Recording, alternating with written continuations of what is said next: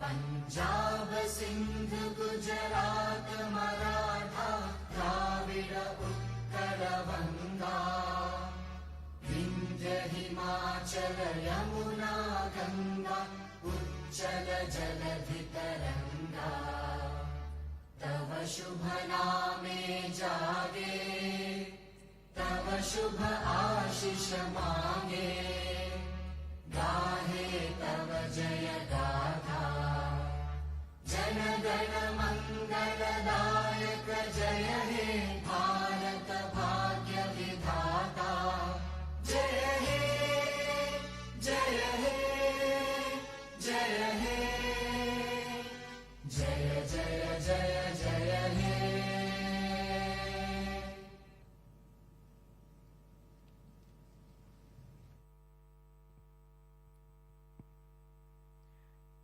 May I request the Honorable Governor, sir, respected Lady Governor, and the distinguished guest on the dais to light the traditional lamp and offer floral tributes to Bharadamba.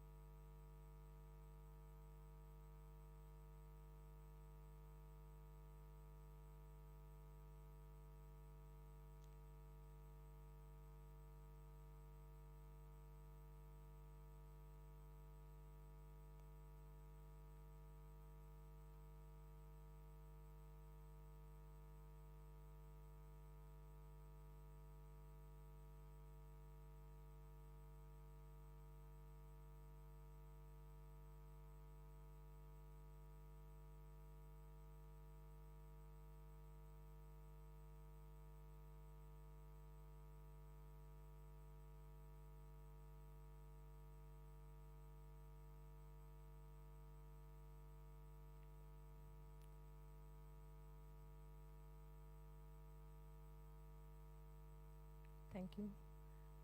May I invite respected Lady Governor, Srimati Anagha Allekar ma'am, to deliver the welcome address.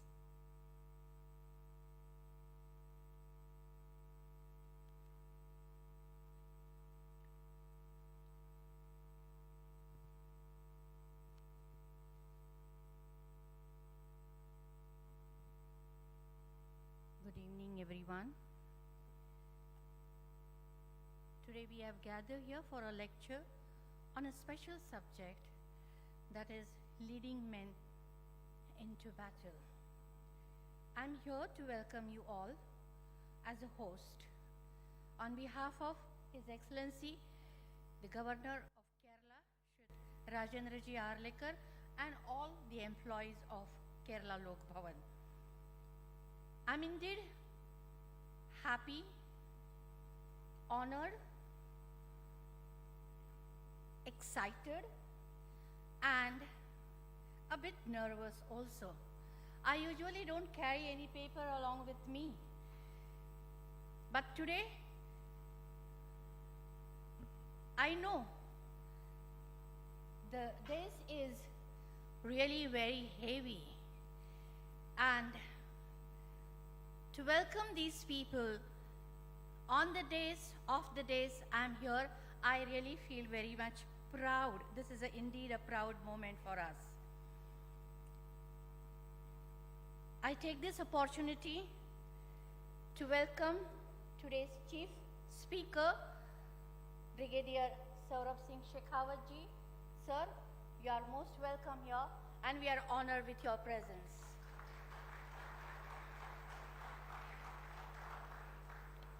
My welcome is incomplete if I don't tell about his achievements, especially those students who are sitting, the cadets. They know, everyone knows about it, but it is our pleasure, it is our honor to every now and then tell about, whenever I get an opportunity, we share this thing with the audience, that it's a proud moment for all of us that today we have with us the most decorated officer of the Indian Army, known for his bravery and exceptional leadership. He has been awarded Kirti Chakra, Shaurya Chakra, Seva Medal, Vishishta Seva Medal for his gallantry in anti-terrorist operation and mountaineering.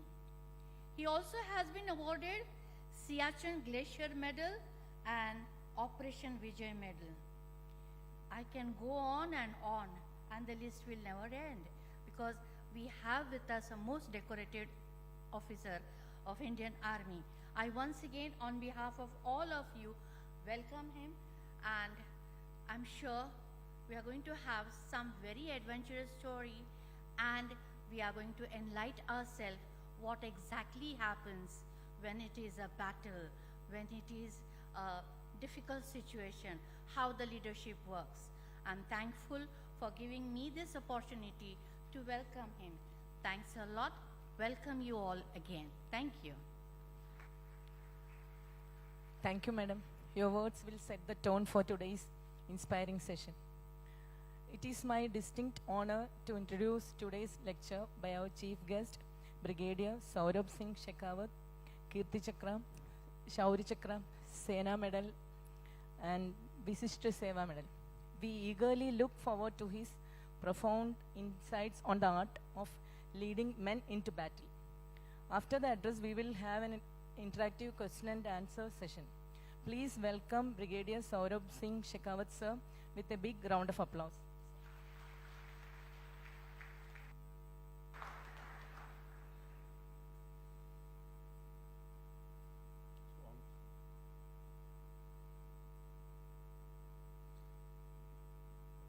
At the very outset, I thank Honorable Governor and Mrs. Governor for inviting me here and giving me this opportunity to speak about my experiences from the battlefield, mountains, and the sky. I have taken premature retirement from Army, and these days I am into peaceful pursuit of skydiving. I am a chief instructor of a company called Sky High India. So one evening I was just sitting after the jumps, and I got a call from Mrityunjay that Mrs. Governor of Kerala, she wants to speak to you. So I was very surprised that why would, lady governor would like to speak to me. Then she spoke to me that you have to come here and, share your experiences. And then Honorable Governor spoke to me, and I had to come here. And thank you very much, sir, for inviting me and giving me this honor. So, ladies and gentlemen, I will be speaking about my experiences from the battlefield, mountains, and the sky, my impressions, my inspirations, and the lessons I have learned. So, I will be just narrating the few experiences, few anecdotes, which I have gone through, which have made impact on my life in 30 years in the uniform. Not all can be shared, but whatever can be shared and whatever is already there in the media or out, those things I will be sharing and will be discussing. So, I joined Indian Army in 1994, and I went for my probation in 1995. I was commissioned in 17 Marathi Light Infantry, and then I went to do probation in 21 Marathi Light Infantry, which was converting into 21 Para-SF, Para Special Forces.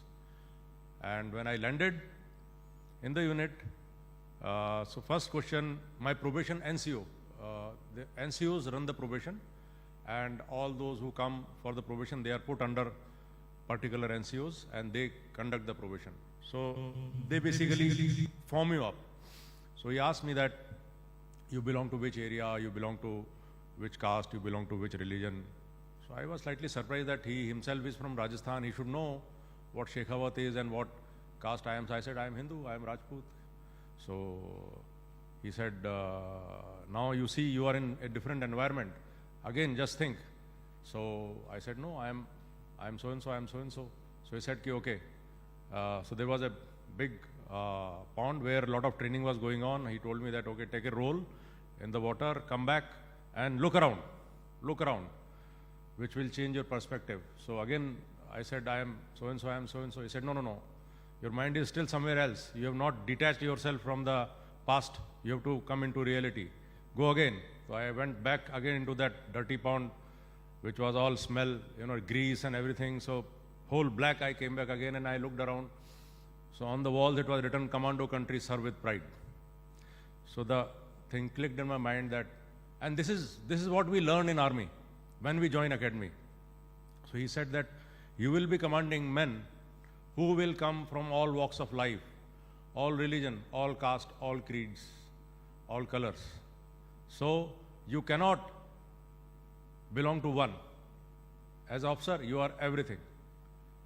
Whatever religion, whatever are your troops, you are of that religion, you are of that caste. So in Indian Army, if you see, you will see on the shoulder title, you will see Rajput. That is Rajput regiment. You will see on the shoulder title, you will see Jat. That is Jat regiment. You will see shoulder title, you will say Sikh regiment. So that is, those are from that community. But officers, a Jat officer will be in Rajput regiment and he will be wearing Rajput. And he will associate himself with Rajputs. Similarly, a Rajput officer serving with Jat regiment, he will be more Jat than the Jats themselves. So that is how officers adopt to the caste and the creed and the religion of the troops. So this is how Indian Army functions. And Indian Army always prevails because of this kind of cohesion, because of this kind of understanding that we belong to everyone and everyone belongs to us. One for all and all for one. So that is the motto and that is the foundation of Indian Army. So that is what I learned. That was the first lesson. Then as I started my service in Special Forces in 1997, so we train a lot, you know, we train a lot every day. Whenever we move out, the round is chambered in the rifle. NCC cadets, firing kiya sabne? All have fired? NCC cadets, haath khade karo. All have fired rifles. So to fire the rifle, you put the round in the chamber and then you press the trigger, right? But when we, Special Forces, when we go out, the round is always in the chamber. The round is always in the chamber, you always move ready. That moment someone comes, you level the weapon and center mass. Straight away, trigger is pressed and the center mass bullet goes. You don't cock. The round is always cocked and put in the chamber. So we would move out and after, you know, a lot of patrolling, lot of, trials for the operations, we will come empty-handed. The round still used to remain chambered. So I would, think that ye round kab fire karunga main. When am I going to fire this round actual? So in 1997, I got that chance.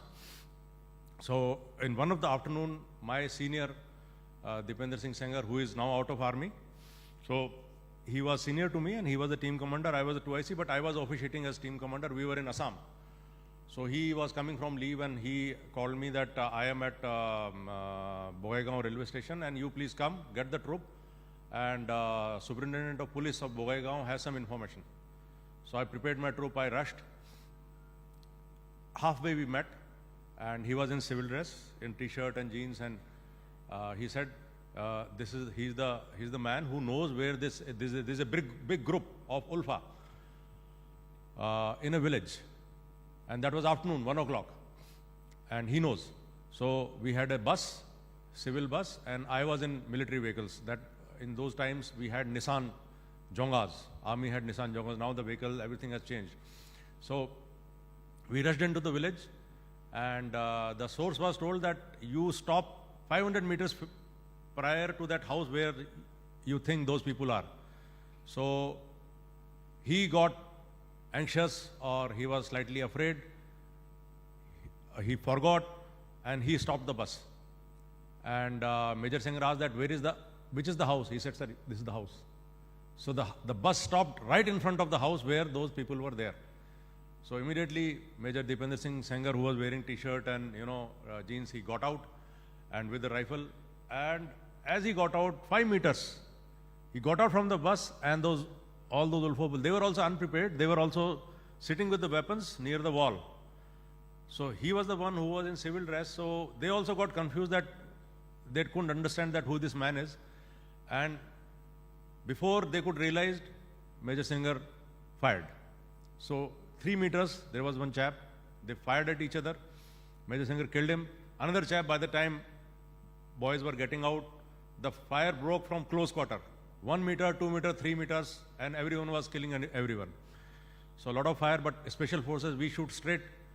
And I was around 500 meters in military vehicles. I was rushing towards the village, and I heard this staccato clatter of gunfire. I started running, and then first time I am seeing that people are running in front of me, and there is a long line with the weapons. So first time I am seeing the enemy, you know. So then I realized, okay, these people are supposed to be fired at. So I started firing, and the dust started kicking, and I also started receiving fire. So dust was kicking in front of me. So then I realized that my range is less. So I increased the range on the rifle, put it on 200 meters, and then stood and started taking single shots. My boys were running. They were also new. We never had any encounter. We never had a firefight. So they were also running. I said, bloody stop, start firing. So then we engaged, and there I dropped my first. I drew blood, and then on the radio set, I got a call that Singer has been hit, and in fact he came on set that I have been hit, and there was one more boy of our NCO, Bhavan Singh. He also got hit. So then I left the chase and I rushed into the village. I saw Dipender Singh Singer lying in a pool of blood. A lot of blood was coming out. He got shot through his stomach, and the bullet had pierced through his hip. And the other chap, he had a burst in his leg, and the leg was on the spot amputated, knee below. So that was the first time I saw people injured, and there were because of crossfire, a lot of civilians also got injured. So there were 7-8 people injured, a small girl injured, and total mayhem. So then I collected everyone. I got my military vehicles, evacuated the civilians, and then evacuated Dipender Singh Singer, got the helicopter, evacuated, and finally he survived. He was sent to hospital, and his bladder and everything had busted. The bullet had pierced through. Thereafter, everything was, the doctors did a good job, and they put containers on both the sides for urine and excreta. So he used to move around with everything out. One side is excreta, one side is urine, because he had no control over his digestive system and the bladder. So that was 1997, and I'm just narrating a story of the doggedness, the determination. In 1999, Kargil war broke out. We all are aware. Most of you would not have taken birth, no? कितने मेरे ख्याल से after 2000 वाले सारे तो सब which generation 2000 2002 2003 हाँ 99 के तो कोई नहीं होगा इसमें है 99 वाले नहीं होंगे हैं 99 वाले एक दो बैठे हैं old people so Major Singer in 1 year recovered, became okay, and he came back. We fought in Kaksar, Dras. If you read Operation Vijay, Kaksar, Dras and Kargil were the areas where intense battles were fought. Tiger Hill ka naam suna hoga, Tololing ka naam suna hoga, all these areas. And Kaksar, Dras, from Kaksar the war had actually started. So we participated in Kargil war. We suffered casualties, but finally Indian Army prevailed. And after Kargil war, we were put in Lolab. Lolab is North Kashmir, Kupwara district. Very beautiful area, but at that time it wasn't beautiful because a lot of infiltrators had come in, and we were put in a post called Rednag, where Rashtriya Rifle Company was there, and we moved out on ambushes, and every second day we would have an encounter. So in one of the days, one of the operations, we were sitting for 3 days, 3 nights, we were sitting in ambush, and 4th night in Major Singer's ambush, one party walked in of these foreign terrorists, and I was sitting around 5 kilometers from Major Singer. Major Singer was sitting at one place. We were sitting in very small with 7-8 boys, 7-8 soldiers, and I heard gunfire, rifle fire, very intense. And then Major Singer came on set that they walked in and we have fired, and 100% they would have got hit because it was 1 o'clock in the night, but I can't see anything because it is pitch dark. I can't see even my finger. And that time we did not have very good night sights. So as the day broke at around 4:30, quarter to 5, he said there's a lot of blood. I am calling a tracker dog from the post, from the Rashtriya Rifle Post. So Rashtriya Rifle Post used to have tracker dog. So tracker dog team was brought in, and tracker dog sniffed the blood and started following. And he told me that I am going after the blood and you hold where you are. So I told him that be careful now, because the tracker dog is going to move fast, and now those people will be hiding. And around 1.5 hours after I spoke to Major Singer, I heard another gunfire. Again intense, and in 1 or 2 minutes, 3 minutes intense fire. Then he came on, said that Shekhu, my nickname in unit is Shekhu. So Shekhu, I may not survive now. I've been hit very badly, but you come here. There are many of these people here. So I was, I said, what does he mean that he will not survive? And immediately I left my ambush site. I rushed down to the RR post, dropped the heavy items, and then we started running towards the place where encounter was going on. Now, Singer trailed off, and his buddy came, Dattaram Ghale, small Gurkha, and he said, "Saab, ye bahut zyada hai, and mera ammunition khatam ho raha hai." And I could hear fire. I could hear automatic fire. I could hear total melee. So, and we were running. And so I said, Dattaram, I am not able to make out which side you are and which side these people are. So you start firing single shot, double tap. So one is burst. Burst is like you see in movies, movies, वो burst fire करते हैं, but burst fire लगता नहीं है, ठीक है? So single shot is 1, 2, like aim, fire, and when you fire fast, like 2 single shot, tuck, that is called double tap, the aimed fire. So I heard Dattaram firing double tap, so I could make out that he is this side, and on top are the terrorist party. So we had rocket launchers, and we fired 10-12 rounds of 84 mm rocket launcher in the direction of the burst fire, and their fire broke. Then I rushed up, and I found DS Singer again in pool of blood, shredded totally and unconscious. He was again evacuated. The chest was bloodied, and I could not make out at that time that what is the damage, because the whole pelvic area was all in mess. He was unconscious. We gave him dexamethasone, steroid injection, IV, and helicopter came in, and he was evacuated. And after that, I was confused that what happened here. Then my buddy, he said, "Saab, there is a blood coming." So crawled up. I saw pool of blood. किसी ने जैसे someone has taken a bucket of blood and spilled it. It was coming like this. So, and I saw one of our boy from Rashtriya Rifles dead, and beyond him was his buddy who had not left him. He was young, very young lad, very strongly built, maybe 19, and in a state of shock. And he looked at me, and he did not recognize, probably because I was also having a weapon, and we also had beard and all. So he immediately tried to fire. Didn't recognize that who am I. So here there was a Gutham Gutha with my own boy. I held his barrel, and then pinned him down, and I said, "I am so and so, I am so and so, I am so and so, calm down, calm down." While we were doing this, there was someone sitting on top. He heard, and he started firing. And then we went behind a tree, and then I calmed him down there, very quiet, quiet. "I am so and so, I am Shekhawat."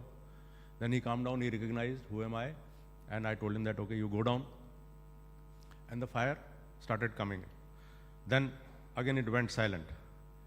Again there was no, I didn't know what is it.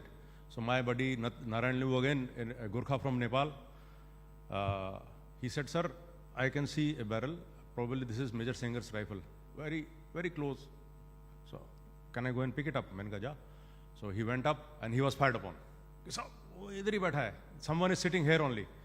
And then we started receiving continuous gunfire. So we climbed up, and Narayan Limbu with big sniper rifle engaging him. And then Narayan Limbu, generally Gurkhas don't abuse. He abused. So when he abused, the other person also spoke. The gali kyun de raha hai? All understand Hindi? Little bit? Gali kyun de raha hai? So when he spoke, I knew that either this man is sitting only 5 meters. Because of the vegetation, I was not able to see anything. Then I also asked, भाई मुजाहिद कहाँ का रहने वाला है? कश्मीरी है कि नहीं जनाब? पाकिस्तानी हूँ. So I was slightly, and we had a very polite conversation. I was calling him Mujahid Bhai and he was calling me Janab. He knew that I am in position of authority. And he was very polite. I said, put your weapon down. I've been surrounded. So he tells me that ये तो बादशाहों की लड़ाई है साहब, जनाब. आपको और हमारे कम समझने की बात नहीं है. आप अपना काम करो, मैं अपना काम कर रहा हूँ. My radio set operator, he was moving up. He heard us, probably. And that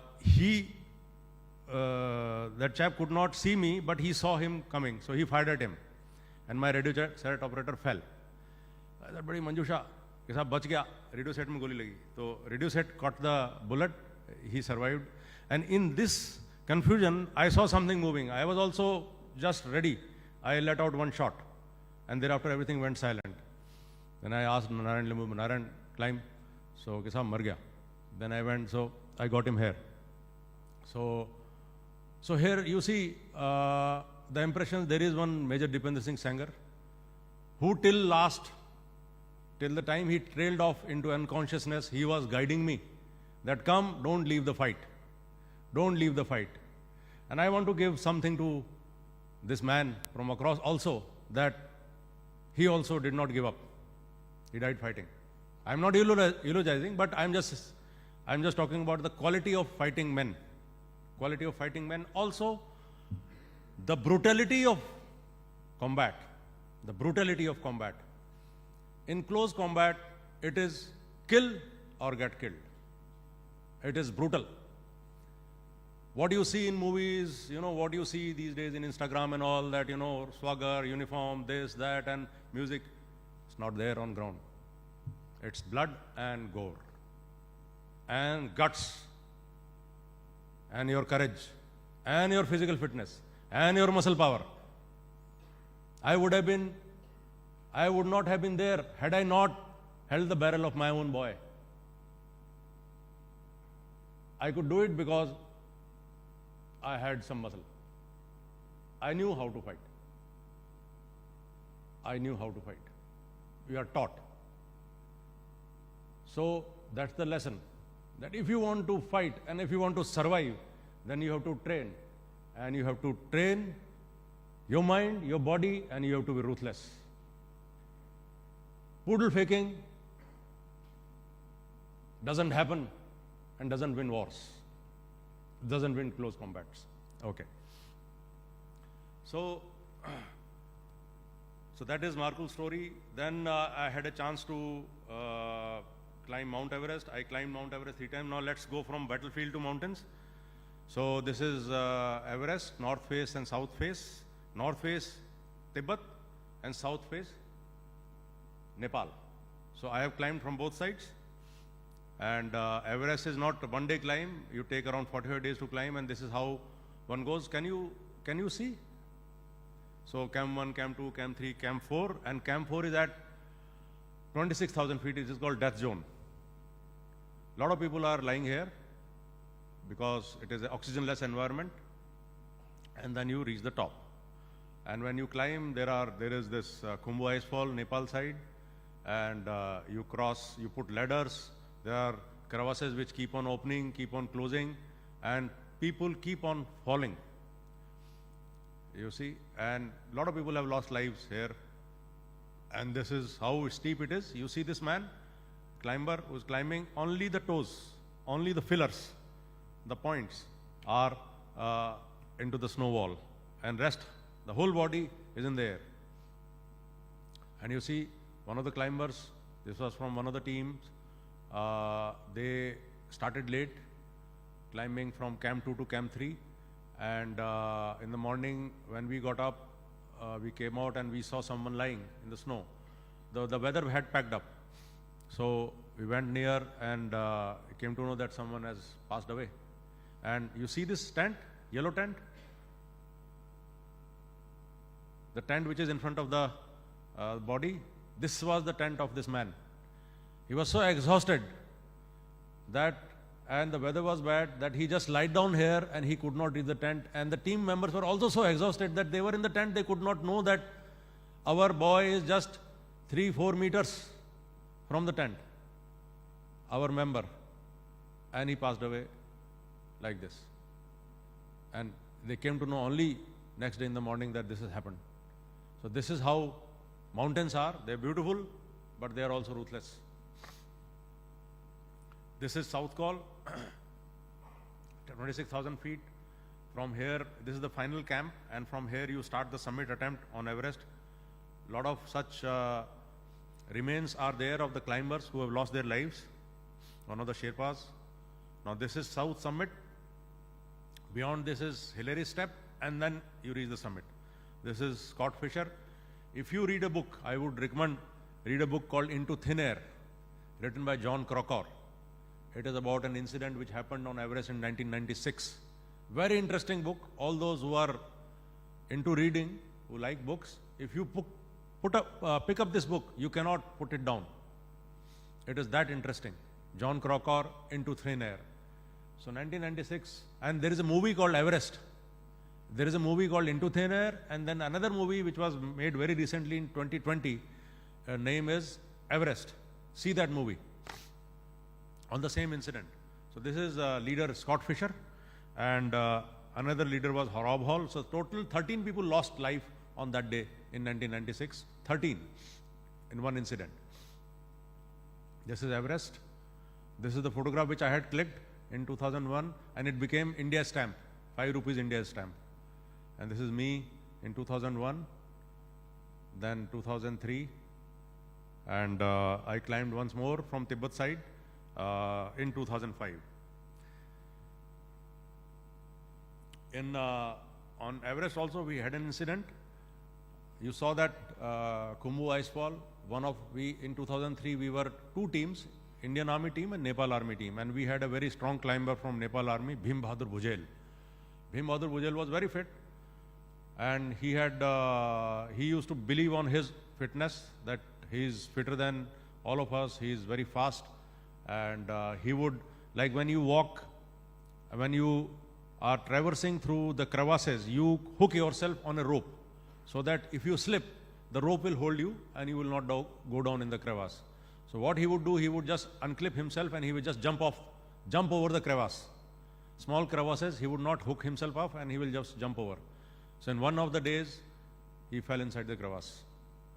We went 50 feet, we went rushing, we cut the rope and we looked inside the cover and we shouted, Bhime, Bhime, yahan sahab, jinda hu. So we got him out, we went down with the rope, we got him out, and icicles, you understand what is icicles? When the snow melts, when the ice melts, and then it freezes again. So it creates sword-like glass, sword-like forms, and they are so sharp. Like when we pulled him up, so those icicles lacerated his skin. Pura uska chil gaya, he was all bloodied, but then in 10-15 days he recovered and he summited. He was so strong that he summited Mount Everest.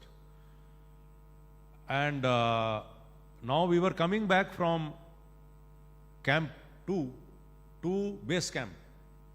Expedition is over, we are now coming back. So on Everest, when you are on the rope and there are crevasses around, so you don't leave the rope even if you want to attend the nature's call. You keep attached to the rope, turn around, do your nature's call, and you don't leave the rope. But as Indian and Nepali culture is, so we are sitting there, and suddenly we see Bhim Bahadur Bhujel getting up, and team member say, "Oi, kahan ja raha hai ki?" He raises his little finger that I need to attend the nature's call. So he walks 4 steps in the crevasse. This time we couldn't reach him. And after 8 hours, we could reach him. He was upside down, whole blood was on in his face, and we lost him. So those are the ways of the mountain. Like if you've been trained, if there is some standard operating procedure, follow that. So we lost a very brave climber. Another incident of what camaraderie is. We were climbing Mount Noon, so I was the lead climber. I was fixing the rope, and my boys were behind me. I was on a very steep slope. So you climb in a zigzag fashion, like when you are climbing a steep slope. So 1, 2, 3, 4 like this. Another line will be like this. So we are climbing zigzag like this. So I am at the point, and there is a whole line of boys standing below me, and like that the team is standing. And when you fix the rope, so you are belayed by the rope. Like you are hooked up on a rope, and you put a piton, you put a carabiner, and your rope is through the carabiner. So if you fall, your buddy tightens the rope, and the fall is arrested. And you don't fall to your death. So I was fixing the rope, and my rope, it finished, like tight ho gaya. So I said, I am now on top of the overhang. There was a difficult patch, but I had already climbed. My I-6 were firmly in, and I said, just, release me. I am already there on top. So boys बोले कि साहब नीचे आ जाओ, दोबारा rope लगा देते हैं. नहीं, मैंने कहा पहुंच गया मैं. I am already there, and I unclipped myself. और जैसे ही the moment I put, both the I-6s were there. एक को निकाल के I hammered left I-6, the whole the overhang, the ice broke, and I slipped down. Now I had no rope. The boys who were below me, the line, 4 of them standing. Now, imagine if someone throws stone at you, what will you do?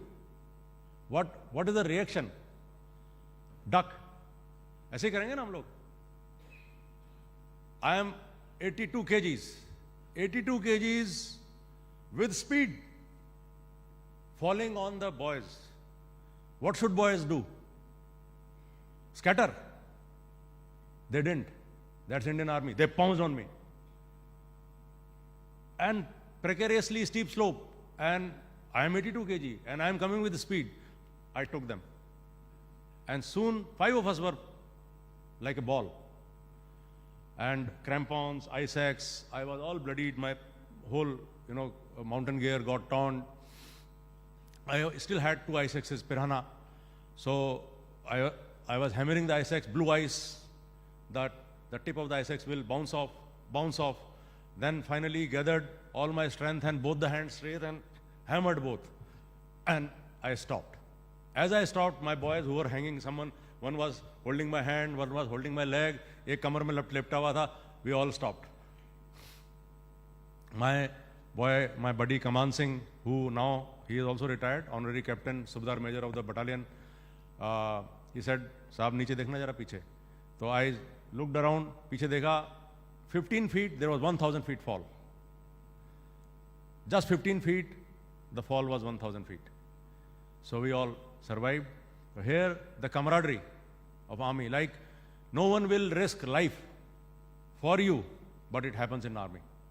It happens there because we train together, and we are more than the brothers, more than the siblings. That is the teaching of Fauj. Now,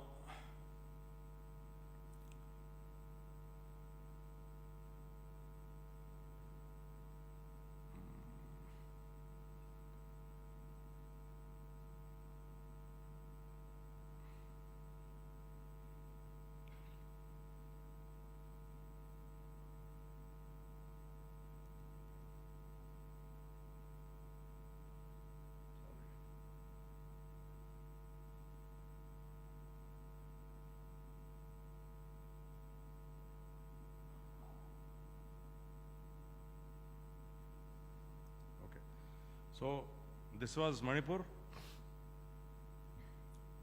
Lot of terrorist group operating at that time, 2005, 2008. every day we would have encounter, and there are more than 36 groups. You have the names. And in the middle of Manipur, there is a lake called Loktak Lake, which has got length and breadth 20 kilometers by 20 kilometers, freshwater lake. And in this lake, there are floating islands. The grass is floating, and the water is 70 feet in depth at places. Some places it is 10 feet, some places 6 feet, some places it's 70 to 80 feet. And the fisherman community lives inside the lake, and at that time, 2,000 huts, 6,000 population was living inside the lake. And only way you could move in the lake is with the help of this he boat. Is a small canoe, narrow canoe. Only that could go between the the grass channels, and the visibility through the grass was negligible. You can't see. Now you see this grass. If you are standing here, you cannot see even 1 meter. You cannot see even 1 meter, and you have to move only through these channels. So there was this group which was operating. There were many groups operating inside the lake, and they had their bases because no one could reach there. Army could not reach, police could not reach, because the moment any boat would go, first of all, the motor boat could not ply because the fishing nets would get entangled with the propeller, and the noise of the boat will make the surprise go loose. So there were around 10-15 terrorist camps inside the lake, and we had police commandos coming to us, and they had one boy. Sir, his brother was with the group. Now the group wants to kill his brother. You need to help. So I said, get us the location. So we trained this man. Okay, you take this GPS, go somewhere close to the camp and get us the grid reference. Grid reference, समझते हो? Map reading करी सबने? So get us the grid reference. So he went with the GPS. He got us the grid reference.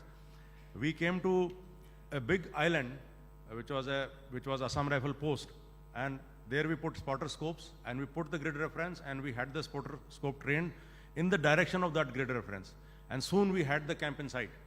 Now we had around 15 armed terrorists. We could see them from 6 kilometers. And then we got the information they have AK-47s, they have M16, they have M79 Lathod, they have RPGs, they have whole lot of Zakhira of weapons. But the peculiarity of the target was that there were 14 civilian huts and a population of 20 civilians, ladies, children, and was living around the camp. So then we also sent someone. He went inside the camp and he got us the pictures. You see, there's a sentry sitting. You see, there's a sentry with AK-47. Then there is one machan. We got all the information about the camp slowly, and we started preparing. Now the peculiarity was that in that area, fishermen were moving all the time, and with mobiles. So any activity you make, surprise will get lost. You can only move in those small canoes. There was no ground to fight, no cover available from fire. When इसकी class चली है field craft, NCC field craft का army वाले कौन है? Army वाले हैं इधर? फील्ड क्राफ्ट की क्लास चलती है तो क्या सिखाते हैं? आड़ है ना, पहले तो फायरिंग में तो 8 फीट लिम्बर अप सिखाते हैं ना, आड़ पकड़ो, फिर देखो, फिर फायर करो, है ना. There was no cover available from fire because it was on the water, and there was no ground to fight because it was water. And to engage the target, you have to stand on the platform above the grass, then only you can see the target. आपको ऐसे platform पे खड़ा होना पड़ेगा, then only you can see the target, otherwise we could not see the target. Life jacket जो पहन के जाओगे तो लाइफ जैकेट आपको डूबने नहीं देगी. उसके पास में फर्म ग्राउंड है, because he is in the camp, he is on the machan, and if you are wearing life jacket and you jump inside the water, you are actually duck, not sitting duck, swimming duck, because the life jacket will not get you inside the water. वो आप बाहरी swimming करते रहोगे, वो आराम से एक को मार सकते हैं. दूसरा था no immediate casualty evacuation. Helicopter cannot come because helicopter cannot hover. The moment helicopter hovers over the water, the rotors kick up the water and the pilot will become blind. The helicopter will crash. So we were told that casualty evacuation is not possible. Then the bulletproof jacket and the helmet one cannot wear, because if you wear bulletproof jacket and the helmet, then with life jacket and weapons you will sink inside the water. So bulletproof jacket पहनना भी और life jacket पहनना भी was not possible. So we then, started preparing. I said operation has to happen. So we got these boats. Somehow we procured from here and there, and we started preparing. We started rowing, because if you don't know how to row the boat, you will fall in the water. It is like if you don't know how to ride a bicycle, immediately you will fall. So it is like that. And then we also prepared for the contingency that if you go inside the water, then you swim and fire. Then you swim and fire. So this is what we practiced. And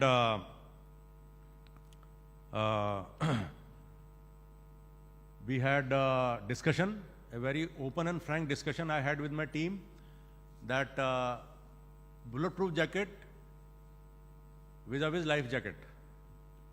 So discussion हुआ कि भाई if we are wearing the helmet and the bulletproof jacket and the weapon and the ammunition, so we were sinking in the water. So it was very difficult for us to swim. So I gave the option to the boys that देखो अगर गोली खा के मरोगे, bulletproof jacket और helmet नहीं पहनेंगे तो क्या होगा, गोली लगेगी. गोली खा के मरोगे, हम गोली खा के मरेंगे तो सीधे, if we die taking a bullet in the chest or in the head, we will go to heaven straight. Okay, but if we die because of drowning, people sitting in heaven will do hisab kitab that badi chap has not died fighting, he has died of drowning. They will put you in narc, they will put you in hell. So the boys, they started laughing, sir, we will not wear bulletproof jacket and helmet, we rather die fighting, we rather die of bullet than of drowning. So a cumulative wisdom prevailed, and we took a decision that we will not wear bulletproof jacket and helmet. So that is again the camaraderie. It is a foolish, the leader, I would say I was reckless, but I was the leader. I said no bulletproof, no helmet, I am there with them. It could be me. It could be me. They said yes, no bulletproof jacket. We will go like this only. And you see, no ground to fight. And I am telling them to stand on the platform. When we fight on the ground, we have, things where we hide behind and we fire. So at least you have cover from the fire. So we all were to stand on the platform, shoulder to shoulder, fire on the enemy and wear no bulletproof jacket and helmet. But we went in, we did lot of preparations, we did lot of rehearsals, and finally when we went in, the argument was over in 4 minutes.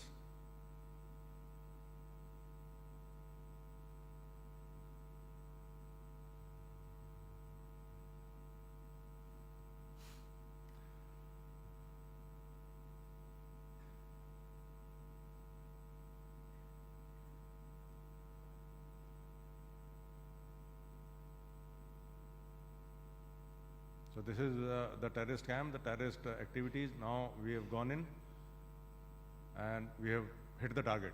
We were fired upon, immediately the fire came, but we were more accurate. We cut them down. There were 11 that day, 9 were neutralized. There was one, just see the video, then I will narrate an interesting story.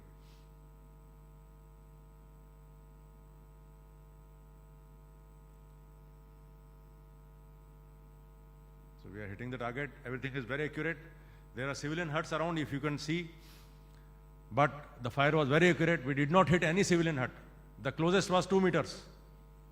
2 meters. And we were firing big weapons, rocket launchers, multi-grenade launchers, machine guns. Machine gun did the maximum damage. And all the huts were on fire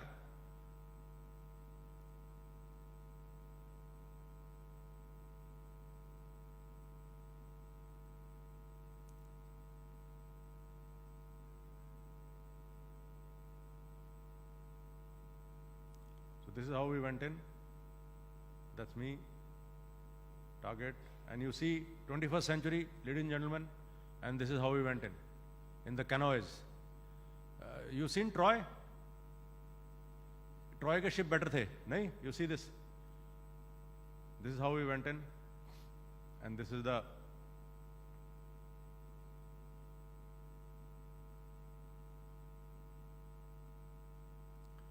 so the best lesson I learned was that however suicidal is the task, if as a leader you are ready to take the risk of sudden death with the boys, no one will pull back.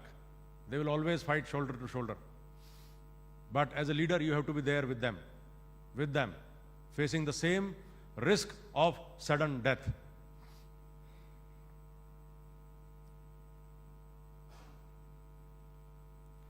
So in this operation, everyone was very worried that you see this is suicidal, you're going, senior officers especially, they were very worried that koi cover nahi hai, there's no cover. And I did not tell them that I am not allowing boys to wear bulletproof jacket and helmet. Probably they would not have allowed me then. And then there were two ladies in the camp, two girls. They were also cadres. You heard Manorama Devi case? Manorama Devi in Manipur. If you read Manorama Devi case, there was a case of because of that the whole Manipur erupted in large-scale disturbances. That if you, then my seniors told me that if you kill those two girls, what are the chances? I said, 100% marengi. If they are there, they will get killed. So they asked me, what are the chances of you killing civilians? I said, huts are very close. There are chances. The bullets can go anywhere. There are chances civilians may die. They may lose life. What are the chances of you losing life? I said, sir, very high chances. If the surprise is lost, we will get the bullets. Then he asked me that what are the chances of you losing weapons? I said, the weapon will not be lost because we are wearing bulletproof jacket. Even if we die, we have secured the weapons in a manner that even if we die because of bulletproof jacket, the weapon will hang with the body, it will not go inside the lake. So we will not lose the weapon. We may lose the life, but we will not lose the weapon. So I did not get the permission from my senior general. But as luck would have it, this group attacked army post. And then I got the permission, okay, hit them. So immediately, like today, army post was hit. Next day morning, we went and we finished. So when we went in, as luck would have it, no civilian got injured. And there was only one lady that day. And when we went in, we saw one girl. I saw, my buddy went in, Bodo, tribal. So he saw something, he shot. So one chap fell. Then I heard something. Before I could train my rifle, I saw some rifle pointing at me. And then I heard cries. I realized that lady. I said, put the weapon down, otherwise I'll shoot you. Put the weapon down. I had already, the moment I heard there's a woman, the trigger did not press. Had it been a man, it would have gone in, So I said, put the weapon down, and she threw the weapon. Thank God, she was injured. She had a bullet in her leg. Immediately, she was evacuated. We gave her IV, we gave her Dexa. First aid was given and she was packed off. 2-3 days later, police came, sir, we have caught one chap. I rushed. That chap was taken out of his village, 7 bullets in his legs. And he had somehow received the first aid, but he was in bad shape. I shook hands with him that, buddy, with 7 bullets, how have you bloody come out? So he said, sir, the moment I got up, I was hit and I just jumped into the water and hung with the grass. And when you people went off, I dragged myself up and then I swam around 50-100 meters and then requested the villagers. They dropped me to some clinic and now I'm with my family, please don't kill. I said, now you have survived and very good, you are a brave man, If you can survive 7 bullets, you deserve to live.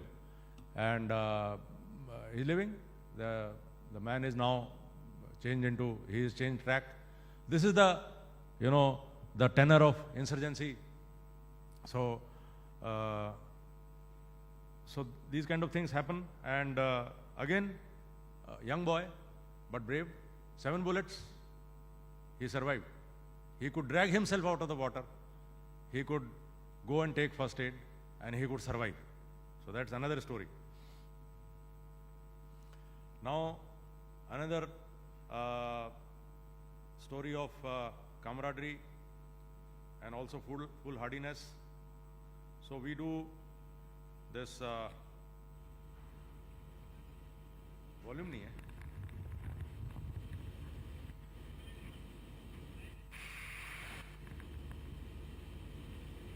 So we train for combat free fall, military free fall. In that you are supposed to jump with weapon, equipment, everything, and with the ram air canopy you are supposed to infiltrate and operate behind the enemy lines. So this is that training which is going on, but there are certain standard operating procedures. So I told my boys that I have seen Americans jumping with big rucksacks in front of them. So my boss told me कि sir हम लोग तो पीछे लगाते हैं because they may be having different kind of rucksacks. I said no, let me try putting the rucksacks in front of me. So and then there is a auxiliary parachute and there is a throwaway parachute. So we use handle mode parachute. When you use handle mode parachute, the pilot chute, the opening procedure starts from here, from your back straight, and throwaway parachute, the opening procedure starts from here like this. Again, boys told me that sir, we use handle mode parachute. So I said let me try this throwaway parachute. Anyway, so I jumped and immediately I went into emergency. I don't know whether you will be able to see or not. I am just narrating an incident.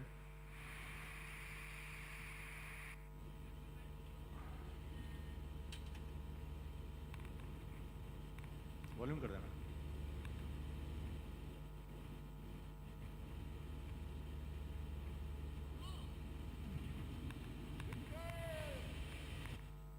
Now I go out and I immediately go.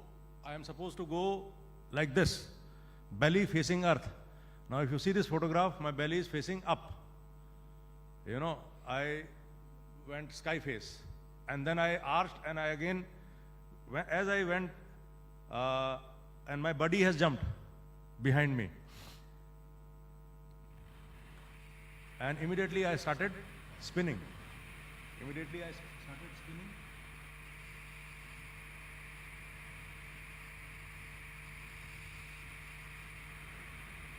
You see this here. I am spinning very fast, and in the spin I threw the small pilot chute, and that pilot chute got wrapped around my leg.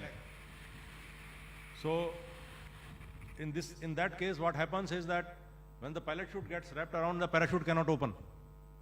Now you are supposed to cut away the main parachute which has got wrapped around and open the reserve. So I was the commanding officer, I said let me not cut away, let me, just try to, I am falling 300 kilometers per hour, but in that I tried to, get the pilot chute unwrapped from my leg, and I threw it. Somehow I untangled it and threw in the air, which was wrong on my part. My parachute opened. My buddy, Pramod Shinde, he saw me in the trouble, and he is a trained instructor. He can go, he can catch, and he can help if you are unstable. So he did not open his parachute, and he tried to come near me. By the time I had opened my parachute, and because of that, his reserve got fired, which was, now reserve, you are wearing 2 parachutes. One is main parachute, one is reserve parachute. And reserve parachute is programmed to open at 750 feet. But that's emergency. So he did not open his parachute, and his reserve fired.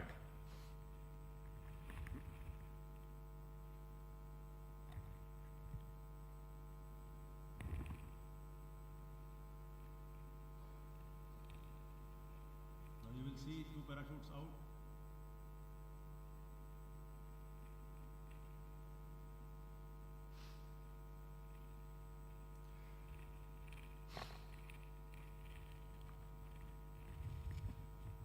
You see two parachutes out?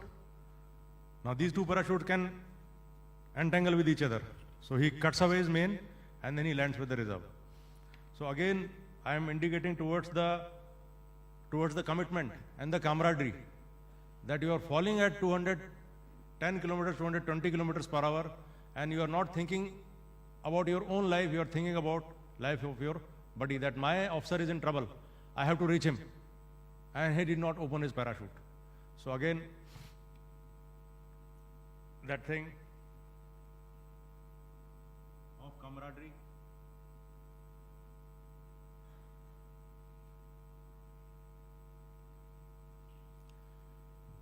Now about something which we were having a system of, again, this combat free fall, and we were training in a manner which is kind of old, and the world had moved ahead, and we were training with the old method, and we were having a lot of problems. Now this is the training of us, at how we train.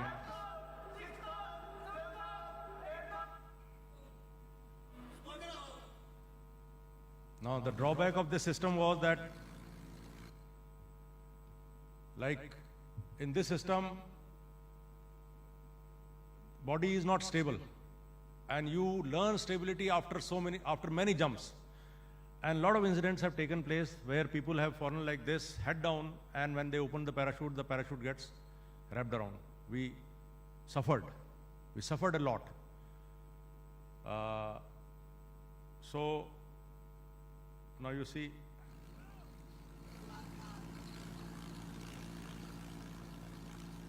you're not supposed to be tumbling, you're not supposed to be spinning.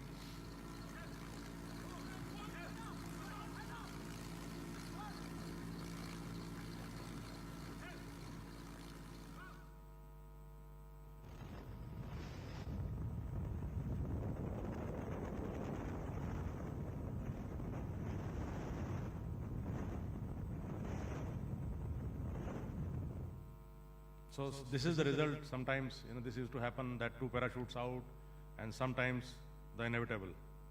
We have lost people.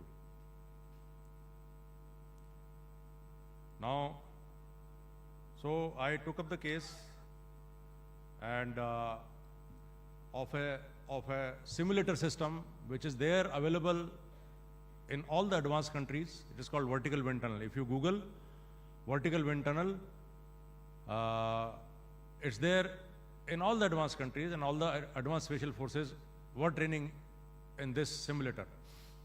So we prepared the case, and finally from my bosses, I went up to the NSA, Shri Ajit Doval, and with the file, Shri Ajit Doval went to the Honorable Prime Minister. The Honorable Prime Minister asked that इससे क्या होगा?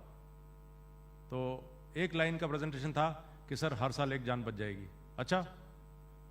And the case was signed, and first vertical wind tunnel of India was established in Sarsawa, and this is how you train in that. So the stable body position becomes your muscle memory, and then you start training, you start flying with the equipment, and then when you jump, you're always stable. And then we change the system that instructors will jump with the student till the time he is stable. So since the time the vertical wind tunnels have come in, such incidents have not happened.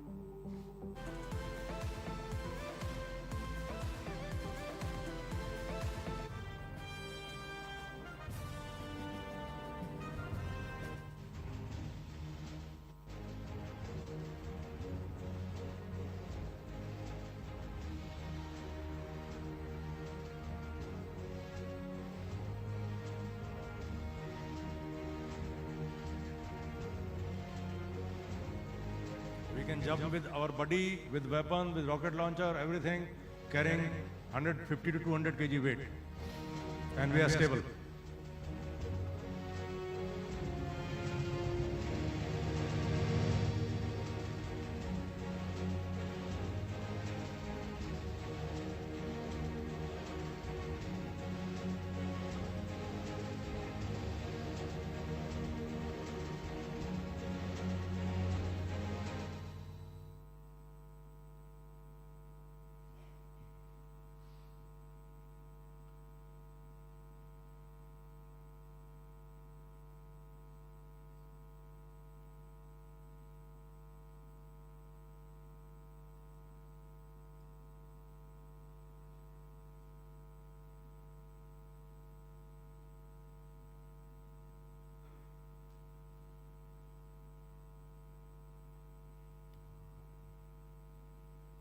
commanded Galwan Brigade. Everyone heard name of Galwan? 15 June 2020, we had that incident where Chinese army and Indian army fought with each other. Not a single shot was fired. Again, all those who want to join army. NC cadets, how many? Yeah.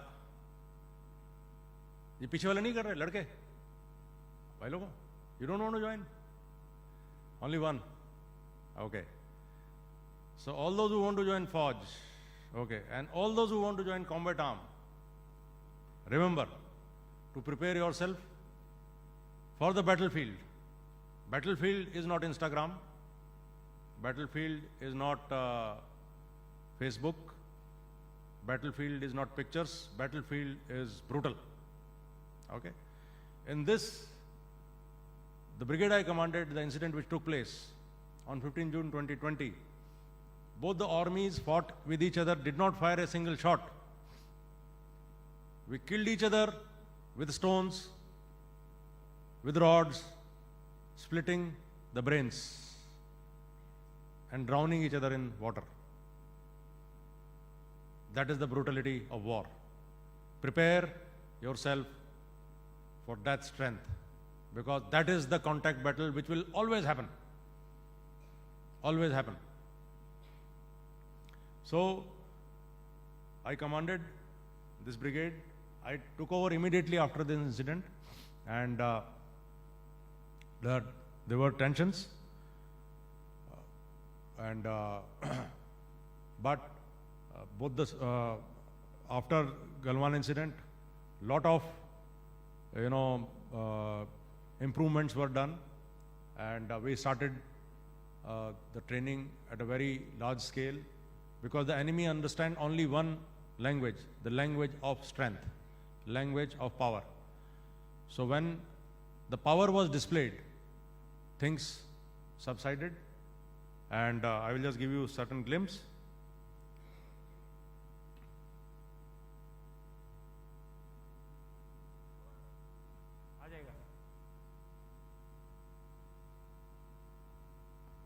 Volume कर देना.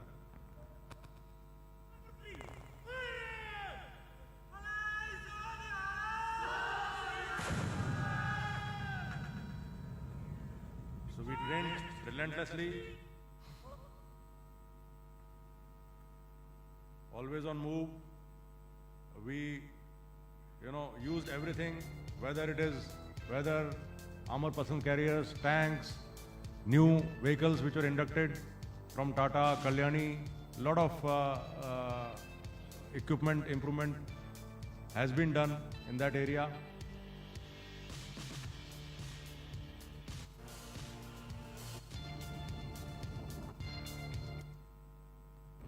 And patrolled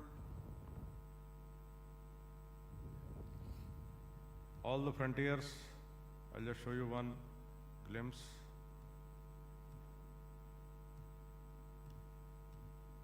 The time is less, so just see this clip.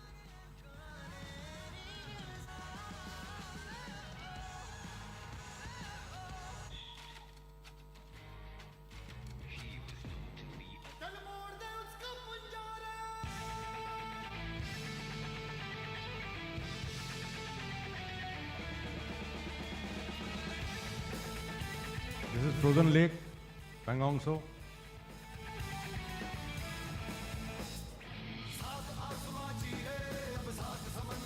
We are running at 17,000 feet, 10 kilometers a day.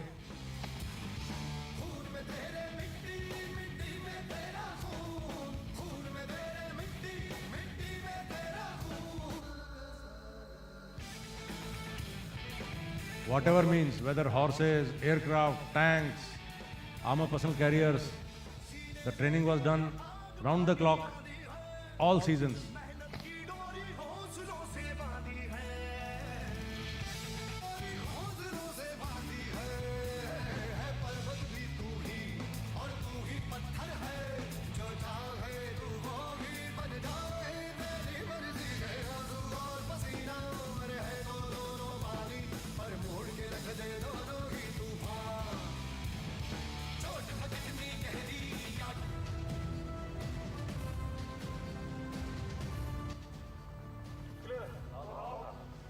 तो ठीक है ये हो रहा तो घूमेगा भी तो इसके पैर लगा घूम जरा तो पैर लूंगा तो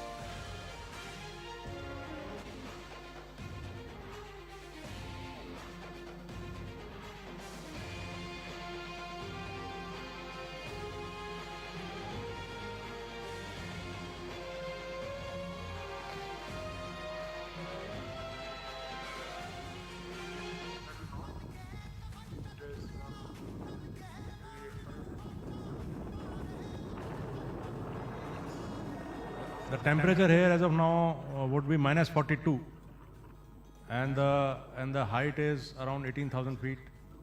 These are the areas which are called contested areas, right at the point Karakoram Pass, that area.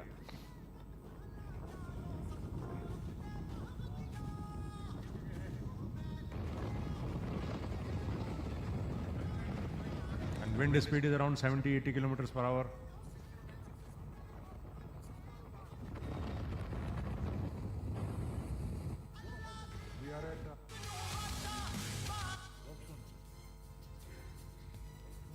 This is the kind of difficulty, this is the kind of, these are the kind of challenges which are thrown not only by enemy but by terrain. 99% is terrain, 1% enemy. And this is how you prepare.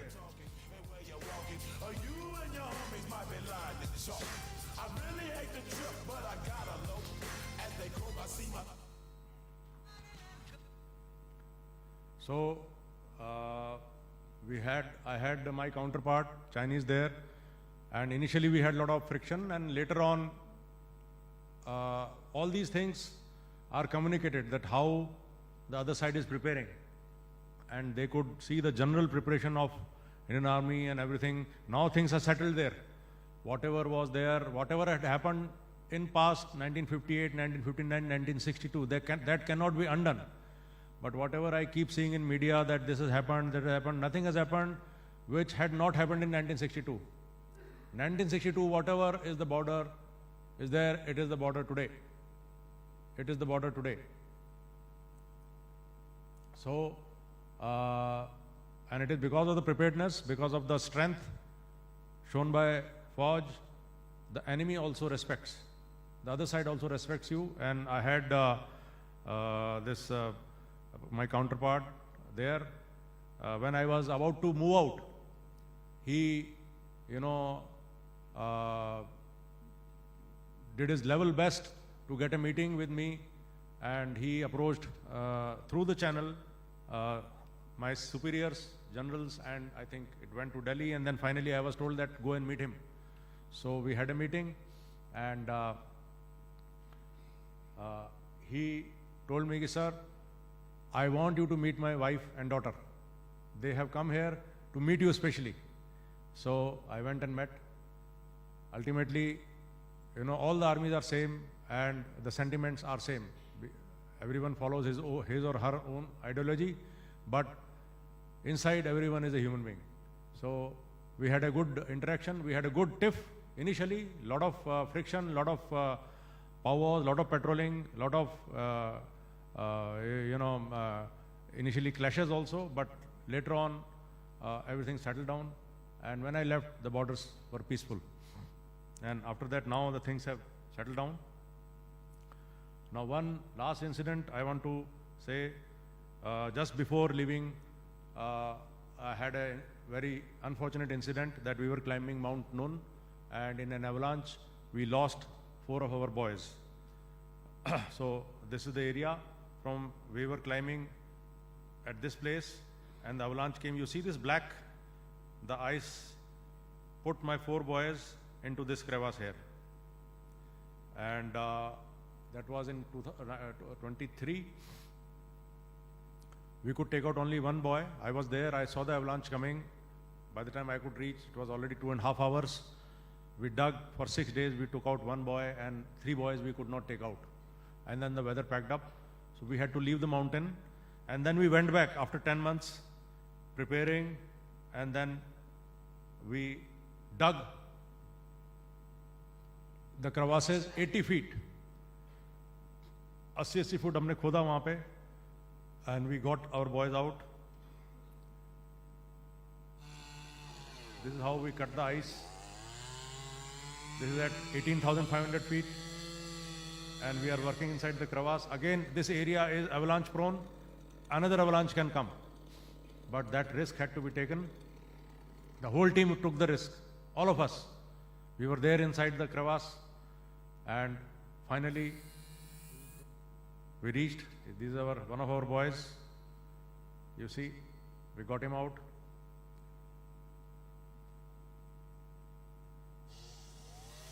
The second boy.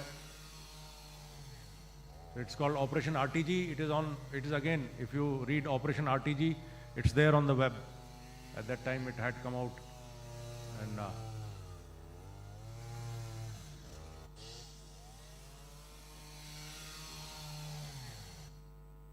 this is how we found our boys, all crumpled. But we were able to take out, and this is what becomes of the face. So Indian Army, I got the chance to be with the bravest, meet the interesting people, win sometimes hearts and minds, stand with the enemy without killing in UN with Pakistan Army officer, see the wild and be wild myself, climb the highest, stand before the highest, and when the time came, I got the opportunity to seek the challenger out and fight to finish. It was an honor to fight alongside my brave boys and be part of the team which won always against all odds. Then I have changed tracks now, and I am following a peaceful pursuit. I am a skydiving instructor, and my mom turned 80. I told her, okay, let us go and do skydiving. So ये मेरी माता जी के साथ में, I am taking her on a skydive from 10,000 feet.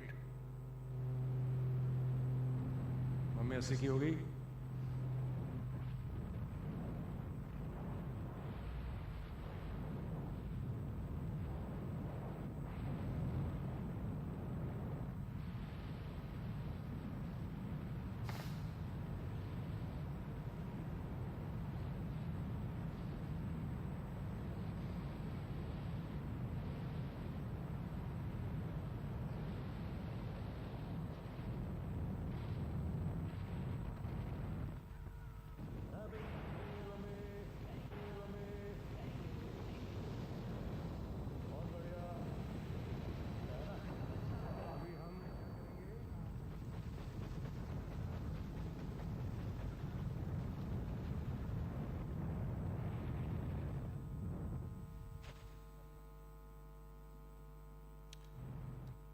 So that's it.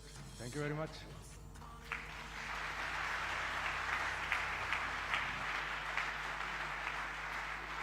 Thank you. I have finished, sir. I think I have taken more than allotted time. Awesome.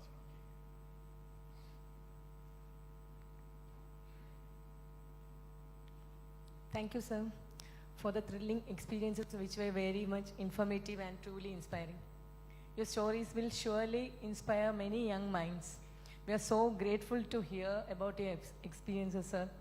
And it's an honor to have you share them with us today. Now the floor is open for the question and answer session. Anybody among from the crowd? You may ask 2 questions from the please raise your hand if you have 2 of you can ask questions.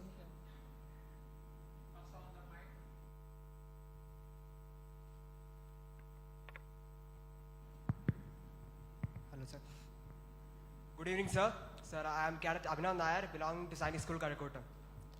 Sir, you have been there in the army from the time before Kargil. You have fought in the Kargil war, and you have been serving afterwards. And you have served till 2023. So I wanted to ask you, sir, after the evolution of technology, such as, things like unarmed aerial vehicles have come up. So I wanted to ask you, what has been the change in the physical and mental demands for a soldier in this modern era of technological warfare? Physical demand on a soldier. Yes, sir. Yeah. So the physical demand have not changed with the advent of technology. The technology remains in a different realm. On ground, the boots have to be there.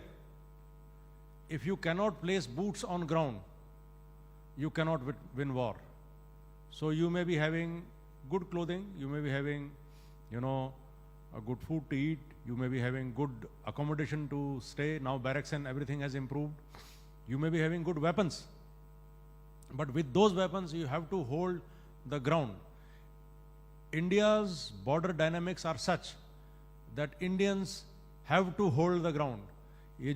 What the map which we see, it is the army sitting there. Getting my point? Siachen Glacier, we are physically holding the ground.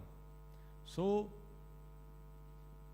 technology has helped us in, say, Operation Sindoor, like you throw missiles and then things come to a notch. Everyone says, okay, ab hamari bas ho gayi.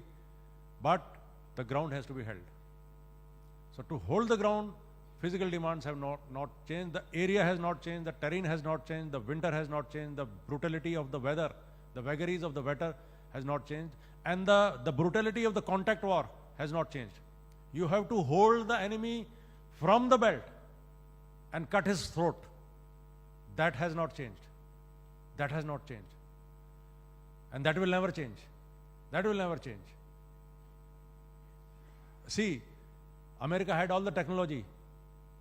Who is ruling Afghanistan? Who is ruling in Afghanistan? Taliban. Where is the technology? All those bombers, all those gunships, all those, in all the movies we see American heroes, this, that. But who is ruling Afghanistan? Taliban. Who is ruling Vietnam today? Vietnam is themselves. Americans were there for 20 years with all the technology, with all the carpet bombing, everything. But finally, the boots on ground. Okay, so that will never change. The physicality of the battlefield will never change. Technology will make it more lethal, but physicality will not change. Yes, sir. Thank you, sir.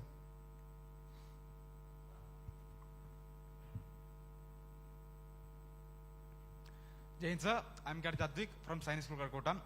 Sir, my question to you is, in tight, stressful situations, such as the one you encountered in Mount Everest and in Manipur, if a person in your team is feeling uncomfortable or unsure of himself in a way that will negatively impact the team, then how will you deal with that person? And what is it that inspires such trust and confidence in our leader?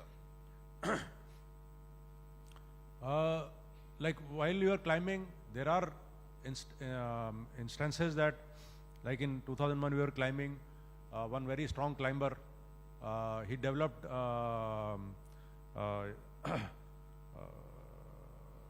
snow blindness, so the eyes were red, and he was very strong, and he wanted to climb, but headache and he couldn't see, so he had to be sent down. So he was evacuated, he sat down, he came down at Camp 4, and then he sat there, and he did not climb, but he was there. So that kind of person is evacuated. anyone in special forces, you will not find people breaking down. You know, because we have joined special forces after clearing the probation. So all those who would break down are not there. Are not there. They can't pass the probation. All those who are into special forces, now they will not leave.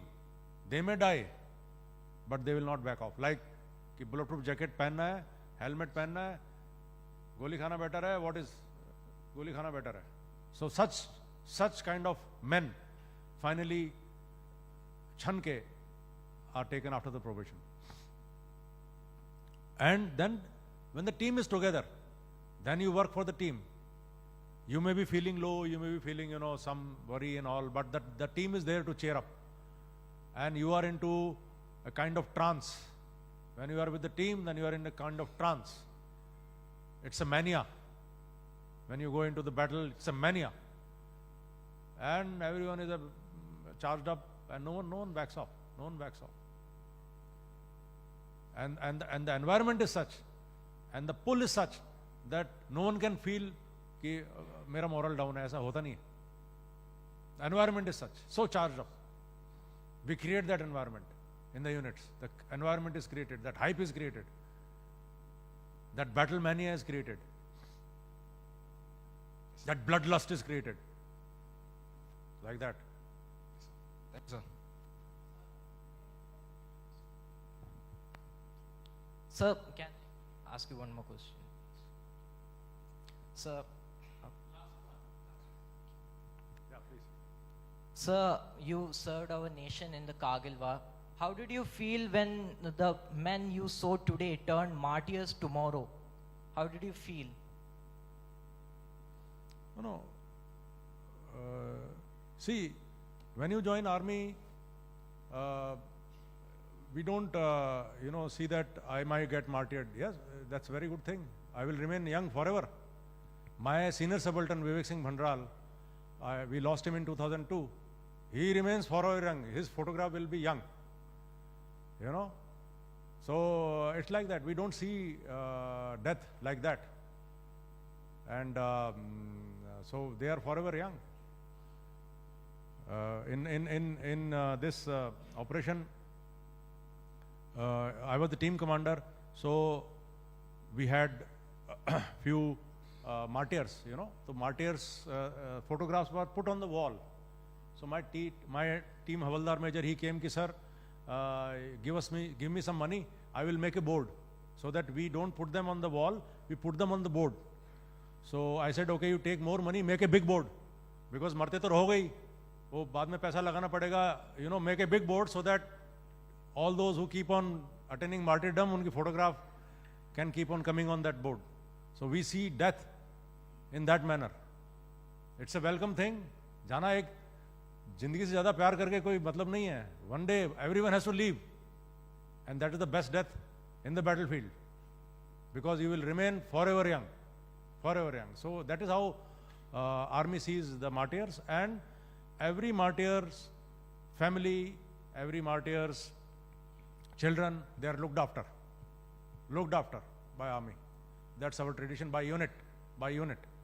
They have a permanent family, they have a permanent support in Fauj, permanent support. They are respected and they are looked after, so they have no issues. Thank you, Thank sir. you, sir. Thank you, sir. Due to the shortage of time, we may end up this question and answer session. Now, may I invite the Honorable Governor, sir, to address the gathering.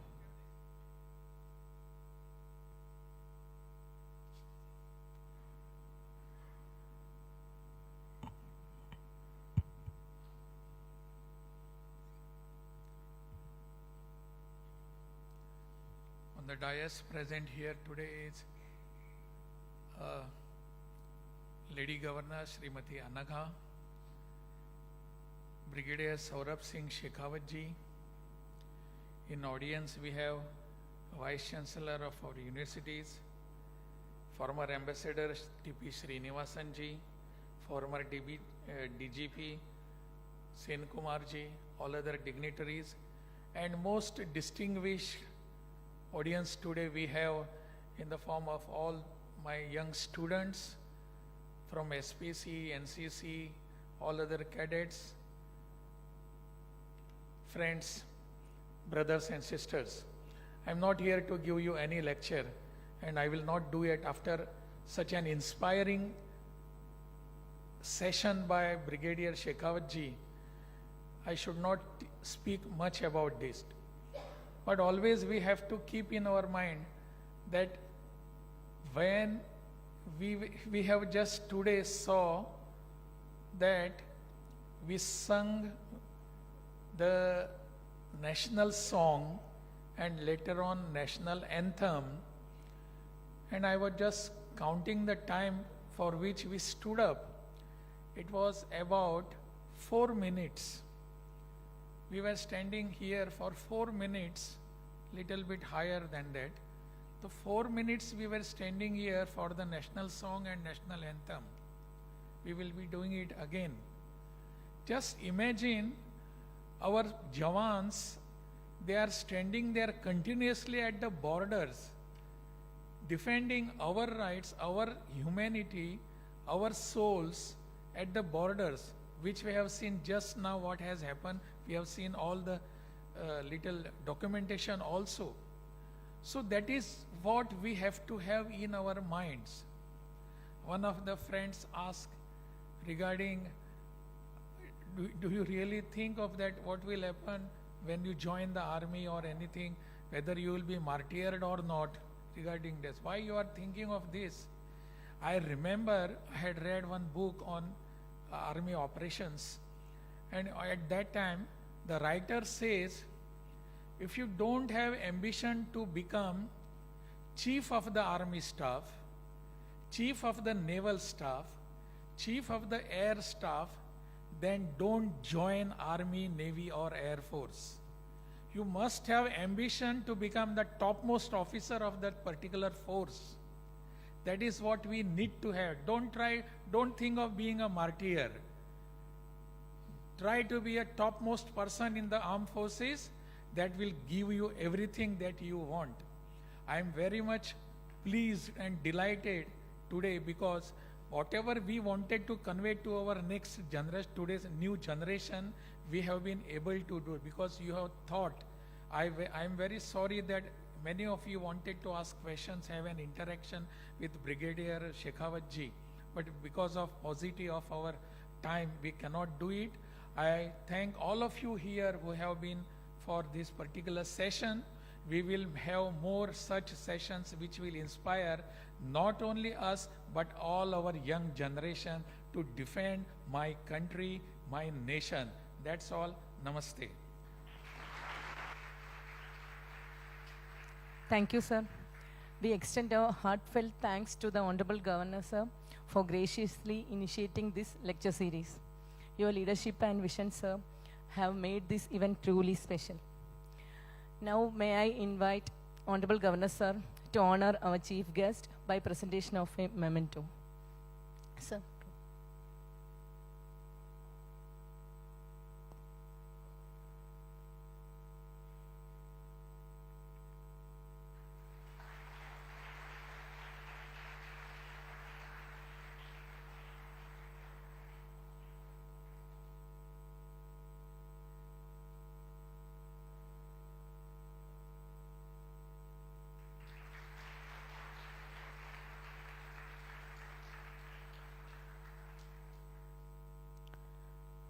Now let us conclude today's program. Thank you all for coming and making this event successful.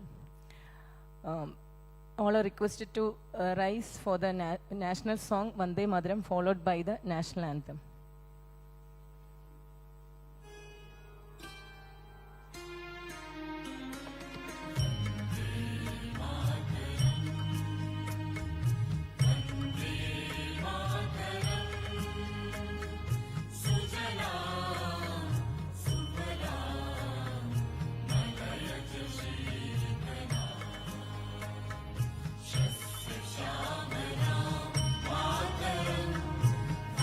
Vande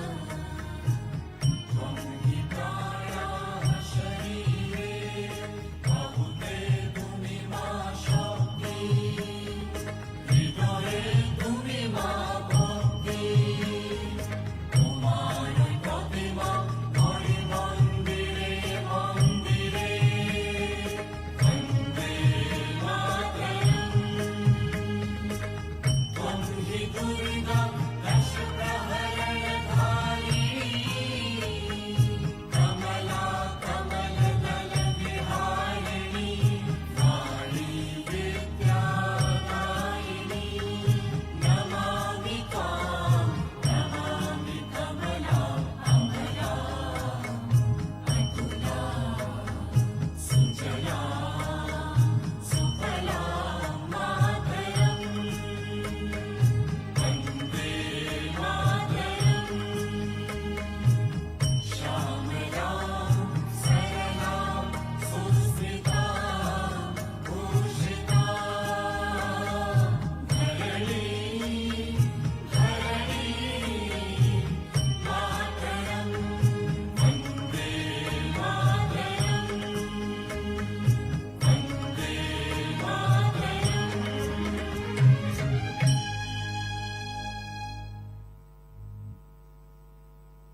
Jana Gana मन अधिनायक जय हे भारत